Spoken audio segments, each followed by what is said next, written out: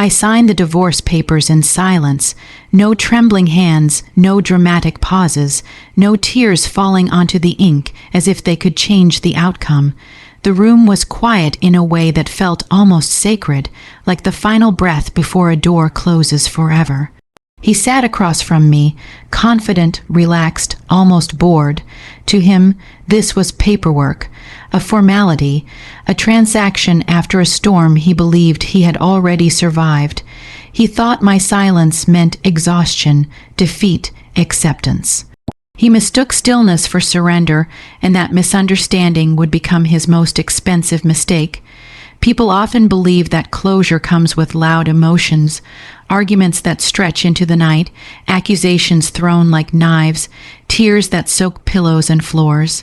But closure does not require noise. Sometimes it arrives quietly, when a woman realizes she no longer needs to explain herself to be free. I had cried long before that day, in places no one saw, in moments he never noticed. By the time the papers were placed in front of me, grief had already done its work and left. What remained was clarity. He tried to read my face, searching for signs of regret. There were none. He smiled slightly, as if reassured by my calm. He believed I was trying to be mature, trying to keep things civil, trying to move on without making things difficult. Men like him confuse dignity with weakness. They assume that if a woman does not raise her voice, she has nothing left to say. What they never understand is that silence is often where the most decisive thoughts are formed. The pen felt heavier than I expected, not because of the marriage it ended, but because of what it represented. With that signature, I was not just dissolving a relationship. I was reclaiming myself. Years of compromise, of shrinking my needs to accommodate his ambitions, of trusting him with access to my time, my loyalty, my finances, my future. All of it came to an end with one steady movement of my hand. I did not hesitate. Hesitation is for people who are still unsure of their worth. He signed next, faster than me, confident, careless. He didn't look up afterward, didn't search my eyes, didn't ask if I was okay. That told me everything I needed to know. He had already moved on in his mind, already rewritten the story where he was the victim and I was the chapter he had outgrown. I allowed him that illusion. Sometimes it's kinder to let people believe the version of events that keeps them comfortable, right up until reality corrects them. As we stood to leave, there was an awkward pause. He cleared his throat, offered a few polite words about wishing each other well. His voice carried relief, the kind that comes from believing consequences have passed. I nodded. I wished him nothing at all, not good, not bad. Indifference is not cruelty. It is closure perfected. When I walked out of that office, the world did not end. The sky did not fall. Traffic moved as usual. People laughed on the sidewalk. Life continued, indifferent to the significance of my decision. That is the strange thing about endings. They feel monumental to the people living them, but invisible to everyone else. And that invisibility is powerful. It allows you to move without being watched. Silence followed me home, not the lonely kind, but the purposeful kind, the kind that clears space. I did not call friends. I did not post quotes about healing or strength. I did not announce my freedom. I sat with my thoughts and reviewed everything carefully, methodically, the way one reviews a contract before signing it. Because that's what my marriage had been toward the end, a contract he benefited from far more than he admitted. I thought about all the moments he dismissed my concerns, laughed off my questions, reassured me with half-truths. I thought about how often I was told I was overthinking, how often my instincts were framed as insecurity. Silence gave me room to hear those instincts again, clear and unbroken. They had been right all along. That day was not about revenge. It was about recognition, recognition of patterns, recognition of power, recognition of the fact that love should never require you to abandon your intelligence. I understood then that the most dangerous woman is not the one who screams when she's wronged, but the one who observes, learns, and waits. He left believing he had won something. Freedom, youth, excitement, a future unburdened by accountability. I left knowing I had gained something far more valuable: control. Control over my decisions, my resources, my silence. Silence, when chosen, is not emptiness. It is strategy. In the days that followed, people expected me to unravel. They waited for the emotional collapse, the late night messages, the public grief. It never came. Healing does not always look like pain. Sometimes it looks like precision. Every step I took was intentional. Every document I reviewed, every account I examined, every detail I noted, it was all part of reclaiming what I had trusted too easily before. I did not confront him. I did not warn him. I did not explain what I was doing or why. Explanation is a courtesy reserved for people who listened when it mattered. He had not. Silence was the only language he had ever truly ignored, and now it was the only one I chose to speak. What he never understood was that the divorce papers were not the end of my thinking. They were the beginning of my action. While he celebrated his new beginning, while he flaunted his confidence and rehearsed his narrative, I was quietly finalizing mine. Not out of bitterness, but out of balance. Justice does not always arrive wearing anger. Sometimes it arrives wearing calm. The quiet with which I signed those papers was not emptiness. It was resolve. A resolve formed after being underestimated for too long. A resolve shaped by watching someone mistake access for entitlement. A resolve that required no witnesses, no applause, no validation. Silence protected me.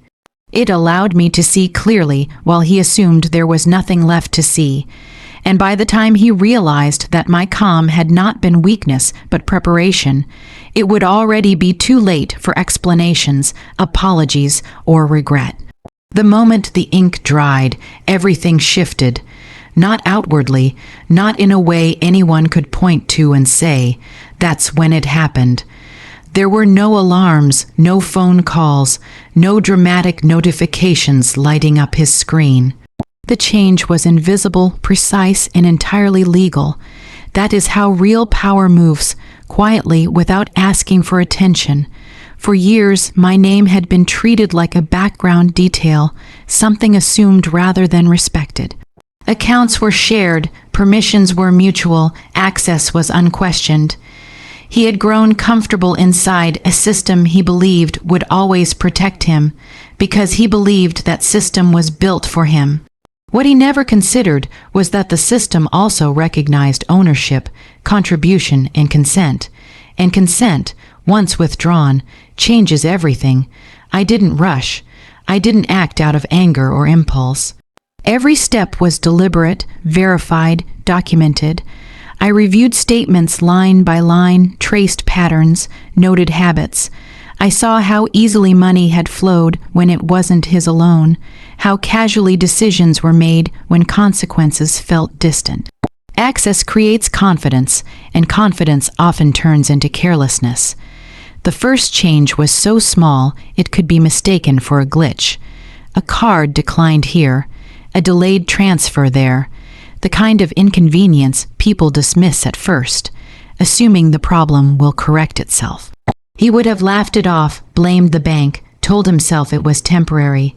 That assumption, that everything always resolves in his favor, had carried him a long way. But temporary problems have a way of becoming permanent when no one rushes to fix them for you. I didn't announce what I was doing.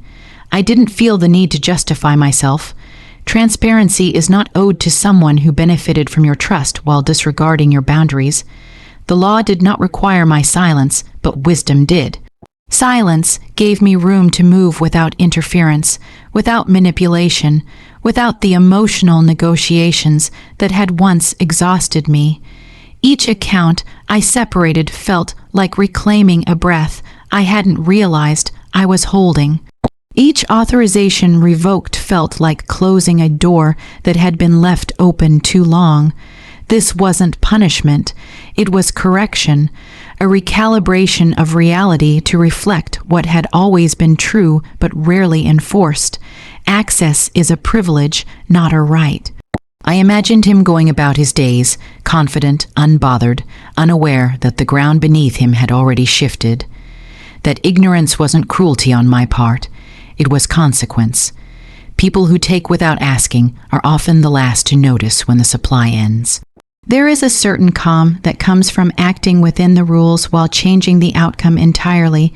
No raised voices, no threats, no scenes, just signatures, confirmations, quiet approvals processed by systems designed to respect authority when it is exercised correctly. I had learned that lesson too late in marriage, but not too late in freedom. What surprised me was not how easy it was, but how natural it felt, as if this was what I had always been meant to do, but had postponed out of loyalty, hope, or fear of being misunderstood. Women are often taught that asserting control makes them cold, calculating, unkind. But there is nothing unkind about protecting what you built, especially from someone who no longer has the right to it. The invisible cut wasn't about money alone. It was about severing dependency. Financial access is not just convenience. It is leverage. It shapes confidence, lifestyle, perception. When that leverage disappears, so does the illusion of independence built on someone else's foundation. I thought about how often he spoke of his success, his lifestyle, his future, rarely acknowledging the structure that supported it. Shared resources had become invisible to him, like air essential but unnoticed. Removing them was like changing the atmosphere. Suddenly, every breath required effort. Still, I felt no rush of triumph. What I felt was alignment. For the first time in a long while, my actions matched my reality. The woman who questioned, calculated, and planned was finally allowed to exist without apology. I wasn't reacting to betrayal anymore. I was responding to truth. Days passed, systems updated, confirmations arrived. Everything settled into place with an efficiency that felt almost poetic. No drama, no mess, just order restored where chaos had been normalized. I wondered when he would notice. Would it be at a restaurant, confidently handing over a card that no longer recognized him? Would it be during a planning meeting, approving expenses that required approval he no longer possessed? Or would it be later, when the accumulation of minor issues formed a pattern too obvious to ignore? It didn't matter. The timing was no longer mine to manage. My responsibility ended with the decision. After that, reality would do what it always does. It would assert itself. There is a myth that power must announce itself loudly to be effective. In truth, the most irreversible changes happen without witnesses. By the time people start asking questions, the answer has already been decided. I did not feel guilt. Guilt belongs to those who act unfairly. I acted within my rights, guided by clarity rather than resentment. If anything, I felt relief that I no longer had to protect someone who never protected me, that I no longer had to share resources with someone who shared loyalty elsewhere. The invisible cut taught me something important. Distance is sometimes the only language people understand. Not emotional distance, but structural distance, the kind that changes what they can reach, not what they can say. I carried on with my life quietly, knowing that a shift had occurred that could not be reversed by charm, excuses, or sudden remorse. Systems do not respond to regret, they respond to authority, and for the first time, I was the only one holding it. The wedding was spoken about long before it happened, whispered first and then announced with the kind of confidence that demands attention. A destination venue, imported flowers, a guest list curated to impress rather than connect. The number attached to it, $350,000, was repeated often, as if the price alone could validate the union.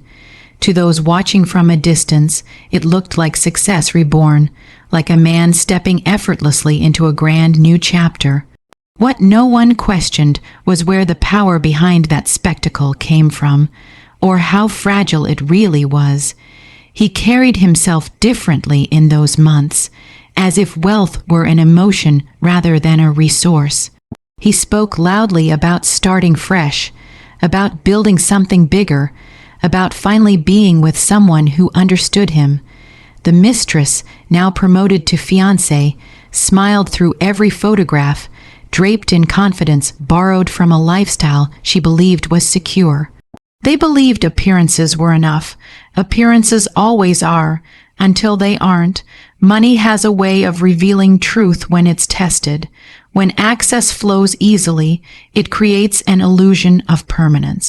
He planned that wedding the same way he lived his marriage, assuming continuity, assuming permission, assuming the system would continue to bend around him.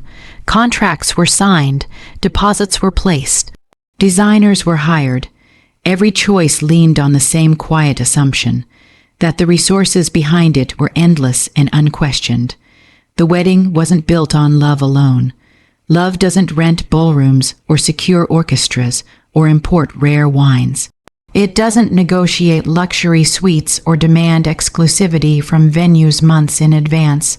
Those things are built on financial credibility, on accounts that clear without delay, on names that carry authority in places where sentiment means nothing. He had enjoyed that authority for years without ever noticing where it came from. What fascinated me most from a distance was the confidence with which they spent, not cautious, not measured, but bold, almost theatrical. The kind of spending that says, we are untouchable. When people behave that way, it's rarely because they are secure. It's because they have never been challenged. The mistress wore her role like a crown. She spoke of the wedding as if it were proof of victory, as if extravagance itself were evidence of worth. She did not understand that borrowed power feels strongest just before it disappears. The louder the celebration, the more desperate the need to be seen as legitimate. Every element of that wedding leaned on systems that do not care about romance. Vendors don't honor vows, they honor cleared payments. Venues don't respect narratives, they respect contracts. Music plays because someone authorized it. Lights shine because someone paid for them. Remove the foundation, and the entire performance becomes vulnerable. He never questioned whether the ground beneath him was stable. Why would he? For years it had been. Stability, when unexamined, becomes entitlement, and entitlement creates blindness. From the outside, it looked like triumph. Invitations embossed with gold lettering. Pre-wedding events staged like magazine spreads. Social media filled with carefully angled joy. People praised his comeback, his new beginning. No one noticed the imbalance, the way the celebration leaned heavily on momentum rather than substance. What struck me was how confidently they spoke about the future, about shared finances, about expansion and legacy. It takes a particular kind of arrogance to build dreams on resources you no longer fully control. But arrogance is fueled by habit, and habit is hard to break when consequences have always arrived late, if at all. That wedding was not just an event. It was a performance designed to rewrite history. A public declaration that the past had been overcome, that loyalty had been replaced by excitement, that comfort had been upgraded to luxury. The price tag wasn't accidental. It was intentional. It was meant to silence questions, to overwhelm doubt, to suggest that nothing of value had been lost. Yet the more elaborate the plan became, the more exposed it was. Complexity creates dependency. Each layer of luxury added another point of failure, another place where reality could interrupt the fantasy. He mistook scale for strength, not realizing that scale without control is just risk disguised as confidence. I thought about how carefully that wedding was timed, how quickly it followed the divorce, how eager he was to be seen moving on. There is urgency in people who fear scrutiny. They rush toward spectacle to avoid reflection. If the celebration is big enough, no one will ask uncomfortable questions, but systems ask questions silently. They check balances, they verify authority, they deny access without emotion or explanation. They do not care who is getting married or why. They only care whether the right person is allowed to say yes. The irony was painful in its precision. The very extravagance meant to prove his independence relied on structures he no longer fully commanded. The wedding was not funded by love. It was funded by access assumed, not confirmed. And assumptions, when exposed, collapse quickly. As the date approached, the momentum carried them forward. Plans were too advanced to reconsider. Guests had booked flights. Public expectations had been set. Backing out would have meant admitting vulnerability, so they pushed forward, convinced that confidence itself would keep everything in place. What they didn't understand was that confidence does not substitute for authorization. Celebration does not override consent, and spectacle does not protect you from systems designed to correct imbalance. That wedding stood as a monument to borrowed power, polished and impressive on the surface, but hollow beneath. Every detail glittered, unaware of how dependent it was on permissions already withdrawn. The music, the lights, the luxury, all of it rested on a foundation that no longer belonged to them. And when something is built on access rather than ownership, it only stands as long as access remains unnoticed. It happened in the middle of certainty. Not at the beginning, when nerves still tremble and small mistakes can be forgiven, and not at the end, when people are already preparing to leave. It happened at the exact moment when everyone believed the celebration was unstoppable. The vows had begun, the guests had settled into the rhythm of smiles and expectation, and the air was thick with that performative joy people wear when they want to believe in someone else's happiness. The music had been flawless until then. Carefully selected, rehearsed, timed to rise and fall with emotion. It filled the space the way money always does, confident, unquestioned, omnipresent. Each note reinforced the illusion that everything was under control, that nothing could interrupt what had been so expensively arranged. People relaxed into their seats, phones angled just right, ready to capture a moment they assumed would be perfect. And then, without warning, the sound vanished, not a gradual fade, not a polite pause. 1 second it was there, swelling confidently through the room, and the next it was gone, cut so cleanly it felt intentional. The silence that followed was not gentle. It was sharp, immediate, and deeply uncomfortable, the kind of silence that forces awareness, the kind that makes people look up from their screens and realize something has shifted. At first, there was confusion, a few nervous smiles. Guests glanced at one another, assuming it was a technical issue that would be resolved within seconds. Someone laughed softly, trying to keep the mood light. The bride froze, her smile tightening as she waited for the cue that never came. The groom frowned, irritation flickering across his face before he quickly masked it. He was not accustomed to interruptions. Seconds stretched, too long for an accident, too long for coincidence. The officiant hesitated, unsure whether to continue speaking into the void or stop altogether. Without the music, every sound became louder. The shuffle of feet, a whispered question, the clink of glass. Silence has a way of stripping away excess, leaving only what is real, and what was real in that moment was uncertainty. People began to turn in their seats, searching for staff, for organizers, for anyone who looked like they might know what was happening. Eyes drifted toward the sound booth, then back to the couple, then toward the entrance. Confusion quietly transformed into discomfort, discomfort into suspicion. The groom leaned slightly to one side, whispering something sharp and urgent. His confidence, so carefully rehearsed, faltered. He was used to problems being handled before they reached him. This one had reached him directly, publicly, without permission. Silence does something remarkable in a room full of people. It removes the shared script. Without music, without cues, no one knows how to behave.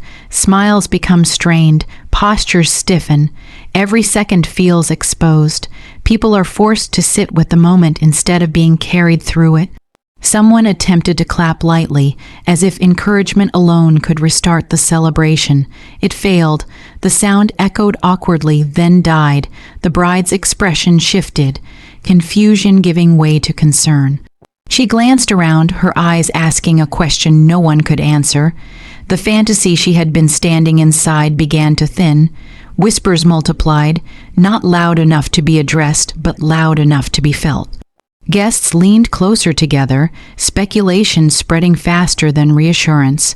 Weddings are meant to feel seamless, protected from the outside world. This one suddenly felt fragile. The groom's jaw tightened. He signaled to someone near the aisle, his movements sharp, impatient. There was irritation now, and beneath it, something more dangerous, fear. Not fear of embarrassment, but fear of loss of control. Because control, once visibly shaken, rarely returns unnoticed. The silence continued. It did not apologize. It did not explain itself. It simply existed, heavy and deliberate, pressing against every carefully curated detail. Without music, the luxury of the space felt exposed, almost theatrical in its excess. Chandeliers glimmered too brightly. Flowers seemed oversized. What had once felt grand now felt overdone, like a set waiting for actors who had forgotten their lines. People began to check their phones, a reflexive attempt to escape the discomfort. Screens lit up across the room, small private worlds replacing the shared illusion that had just collapsed. Some guests exchanged knowing looks, the kind that say, "Something is wrong, and we will talk about this later." The officiant cleared his throat again, uncertain. The pause had gone on too long to ignore. His voice, when he finally spoke, sounded smaller without the music beneath it, less authoritative. He tried to continue, but the words landed awkwardly, stripped of the emotional scaffolding meant to support them. The bride shifted her weight, her posture no longer effortless. She adjusted her grip, her knuckles whitening just slightly. For the first time, she looked less like someone being celebrated and more like someone waiting for permission. The moment was slipping, and she could feel it. Behind the scenes, there must have been movement. Calls placed, explanations demanded, systems checked, but none of that was visible to the room. All the room knew was that the celebration had stalled, and no one was willing to say why. Silence has a way of amplifying truth. It invites questions people would rather avoid. Why hasn't it been fixed? Who is responsible? What happens if it doesn't start again? The groom straightened, forcing a smile that no longer reached his eyes. He laughed too loudly, made a comment meant to charm, to reassure. It landed poorly. Charm without control sounds hollow. People smiled back out of politeness, not belief. The silence had changed the energy completely. What was meant to be a moment of unity had become a moment of observation. Guests were no longer participating, they were watching. And when people start watching instead of celebrating, power shifts. Minutes earlier, the music had carried everything, smoothing transitions, guiding emotion, hiding small imperfections. Without it, the cracks were visible. The extravagance no longer felt effortless. It felt staged. The groom glanced toward the entrance again, his expression tightening. Something was happening beyond the room, something he had not authorized, something he did not control. The realization crept in slowly, then all at once. This was not a mistake. This was a message. The silence stretched, unbroken, undeniable. It pressed against every assumption he had carried into that space. That money guarantees obedience, that planning ensures compliance, that appearances protect you from interruption. In that quiet, those assumptions began to unravel. Guests shifted again, discomfort now layered with curiosity. People sensed that they were witnessing something unscripted, something real. Weddings rarely allow space for reality. This one had been forced to make room for it, and in that room, filled with luxury and expectation, the absence of music spoke louder than any song ever could. No one noticed him at first, and that was precisely the point. He did not rush in, did not announce himself, did not demand attention. He appeared the way authority often does, quietly, at the edge of awareness, stepping into a space as if he had always belonged there. While the room remained suspended in uneasy silence, eyes searching for answers that refused to appear, he entered with a calm that felt almost deliberate. He was dressed simply, professionally, without excess. No attempt to impress, no effort to blend in. He stood out because he did not try to. In a room filled with spectacle, restraint becomes unmistakable. A few guests noticed movement near the aisle and turned, expecting a staff member, perhaps a technician sent to fix the problem. But something about his posture made people pause. This was not someone sent to repair equipment. He walked with purpose, not haste. Each step was measured, confident, unhurried, the kind of walk that suggests familiarity with resistance and immunity to intimidation.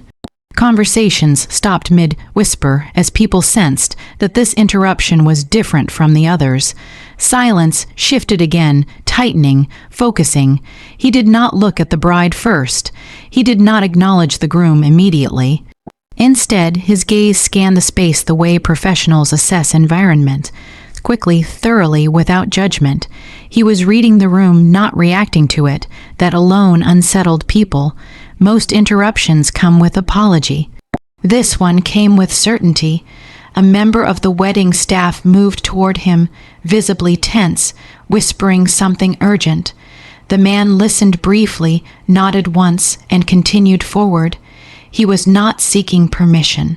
Whatever authority he carried did not require validation from anyone present. The groom noticed him then. At first, irritation flared. Another complication, another delay. But irritation gave way to something colder when their eyes met. Recognition does not always come from memory. Sometimes it comes from instinct. The groom straightened, his jaw tightening, his smile freezing into something brittle. He knew suddenly that this man was not here for the music. The mysterious man stopped a few steps from the front, close enough to be seen clearly, far enough to maintain distance. He did not raise his voice. He did not need to. The room leaned toward him without realizing it. Attention gathered around him the way iron filings gather around a magnet. There was a pause, brief, intentional, a moment designed not for drama, but for clarity. He allowed the silence to settle, to sharpen, to strip away any remaining illusion that this was a misunderstanding. Silence, when used correctly, prepares people to listen. When he finally spoke, it was not to the room. It was to the groom, not accusatory, not emotional, simply factual. His voice was even, professional, uninflected by judgment. The kind of voice that delivers information people cannot argue with. He introduced himself briefly, using a title that meant nothing to most of the guests, but landed heavily on the groom.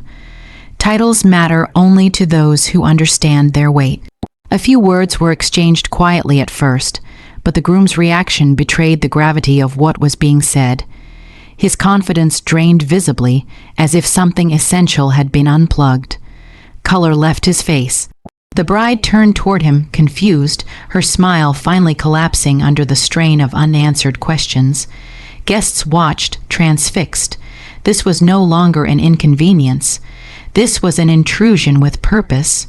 The man spoke again, slightly louder now, not for volume but for transparency, enough for those nearby to hear, enough for curiosity to spread.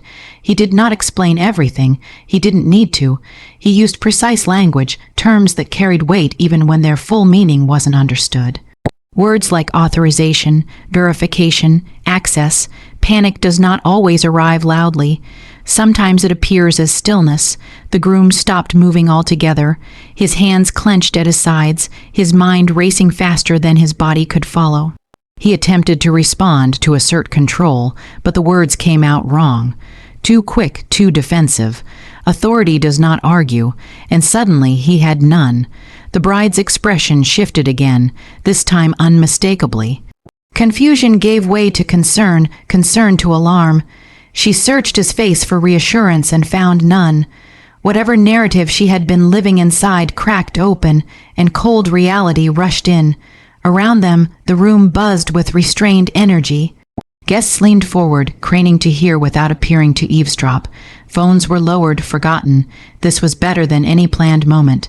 This was real. The mysterious man remained composed, unaffected by the attention. He did not react to the tension he had introduced. He simply continued, clarifying next steps, outlining consequences with the same tone one might use to discuss scheduling. There was no satisfaction in his voice, no hint of drama. He was not there to perform. He was there to execute. The groom attempted a laugh, a reflex, an old habit meant to diffuse discomfort. It failed immediately. Laughter requires belief. No one believed this was funny. A quiet exchange followed, too private to be understood fully but too intense to be ignored. The groom nodded once, stiffly, the way people do when they are forced to accept something irreversible. His shoulders sagged just slightly. Enough to be noticed, the man turned then, addressing the staff calmly, instructing them with authority that was immediately obeyed. People moved, systems responded. The room shifted around him, reorganizing itself in real time. Guests exchanged looks now openly. Whispers resumed, sharper, more urgent. The story was already being rewritten in their minds. What had been a celebration moments ago was now an incident, an interruption. A warning. The bride stood frozen, abandoned by the certainty she had worn so proudly. She looked at the groom again, this time with questions he could not answer without admitting something fundamental had been taken from him. Whatever he had promised her, whatever security he had implied, was suddenly in doubt. The mysterious man stepped back, his role complete. He did not linger. He did not seek reaction. People like him are not interested in witnessing fallout. Their work ends when reality is delivered. As he moved away, the silence returned, not empty but charged. The room understood now that this was not a mistake, not a glitch, not a delay. This was intervention. The groom stood at the center of it all, exposed in a way wealth had always protected him from, stripped not of money alone, but of assumption that things would continue simply because they always had. And as the guests watched the aftermath unfold, one truth became unavoidable. This man had not appeared by accident. He was the physical embodiment of consequences finally arriving. Calm, undeniable, and impossible to dismiss. He didn't need many words. In fact, the fewer he used, the heavier they landed. Panic doesn't always erupt with shouting or chaos. Sometimes it spreads quietly, like a shadow creeping across a room before anyone realizes the light has changed. His words were measured, chosen with precision, and spoken with the kind of neutrality that strips away hope of negotiation. There appears to be a financial irregularity. The sentence was simple, almost polite. And yet it struck the room with more force than any accusation ever could. It wasn't framed as a threat or an opinion. It was framed as a finding, something already discovered, something already documented. Something that existed whether anyone liked it or not. For a brief moment, no one reacted. People often need a second to understand when a moment has crossed from uncomfortable into dangerous. Faces remained frozen in half-smiles, minds scrambling to translate what they had just heard into something harmless. A mistake, perhaps, a misunderstanding, a problem that could be smoothed over with a quick explanation. But the groom understood immediately. His eyes flickered, not in confusion, but in calculation. He was running through possibilities at a speed that betrayed long familiarity with risk. He knew what that phrase meant. He knew where it could lead, and he knew instantly that this was no longer a private matter. The bride looked between the two men, her expression tightening. She had heard the words, but not their meaning. Not yet. She was still searching for reassurance, still waiting for someone to laugh and say it was nothing. But nothing came. The man continued, his voice steady, unhurried. He did not elaborate emotionally. He clarified procedurally. He spoke of verification, of access review, of pending authorization. Each phrase sounded harmless on its own, but together they formed a chain that tightened with every link. Guests began to shift in their seats. Panic doesn't need explanation to spread. It only needs uncertainty. Whispers sharpened, no longer curious but alarmed. People sensed that they were witnessing the unraveling of something expensive, something fragile, something never meant to be examined too closely. The groom tried to respond. He opened his mouth, closed it, then tried again. The words came out defensive, too quick, too rehearsed. He asserted familiarity, questioned timing, suggested discretion. He spoke the language of someone accustomed to being accommodated. The man did not argue. He did not raise his voice or interrupt. He waited until the groom finished, then responded with a single sentence that ended the discussion rather than advancing it. He referenced documentation, records, authorization history. Paper has a way of silencing confidence. The bride's breathing changed, shallow now, controlled but strained. She was beginning to understand that this was not about sound equipment or scheduling.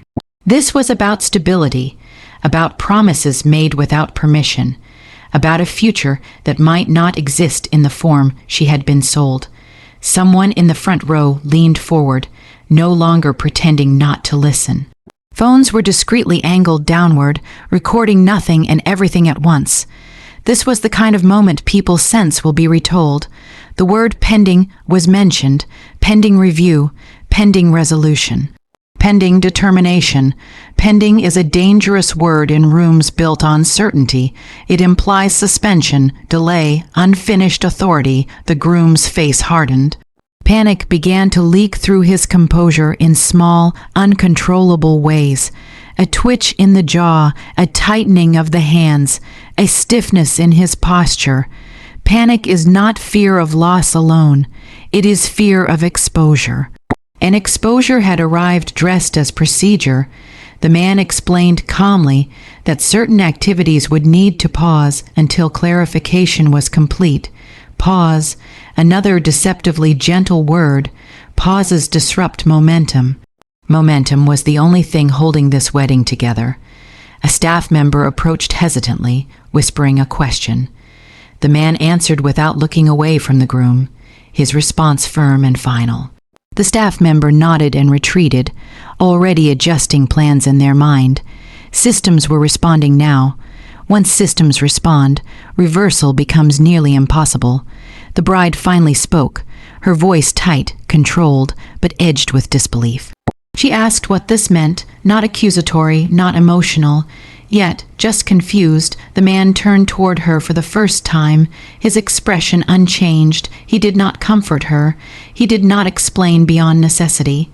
He stated what applied, not what felt fair. The groom interjected quickly, too quickly. He attempted to minimize, to contextualize, to reframe, but every attempt sounded smaller than the one before. Panic was eroding his authority sentence by sentence. Around them, the room had transformed. What had been a celebration was now an audience. People were no longer participants in joy. They were witnesses to consequence, and witnesses are dangerous because they remember. The phrase restricted access was spoken softly, but it echoed restricted access, two words that together dismantle illusions of control. Access is power's quiet backbone. Restrict it, and everything built on assumption begins to wobble. The groom's eyes darted around the room, searching for allies, for reassurance, for someone who could intervene. He found none. This was not a social problem. It was not something charm or status could dissolve. It was administrative. Administrative problems do not respond to persuasion. The bride's face changed again, this time decisively. Confusion gave way to suspicion. Suspicion sharpened into realization. She looked at him differently now, as if seeing the outline of a man she had not fully known. The security she believed she had married into was evaporating in real time. Guests began to murmur openly. Names were exchanged in whispers. Speculation took shape. Panic spreads fastest when information is incomplete. Everyone filled the gaps with their own assumptions, and none of them were generous. The man concluded his statement with quiet finality. Next steps would follow.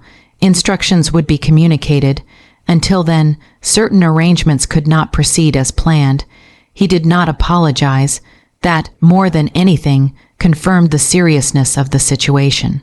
Apologies belong to mistakes. This was not a mistake. The groom stood motionless, the weight of the moment settling onto him visibly. The confidence he had worn like armor cracked, then fell away entirely. He was exposed not as a villain or a fool, but as something far more uncomfortable, someone who had overestimated his reach. The bride stepped back half a pace, a small movement, almost unnoticeable, but loaded with meaning. Distance had entered the space between them, not emotional yet, but structural. Structural distance is harder to close. The room waited, not for resolution, but for fallout. People sensed that whatever came next would not be pretty, not clean, not forgettable.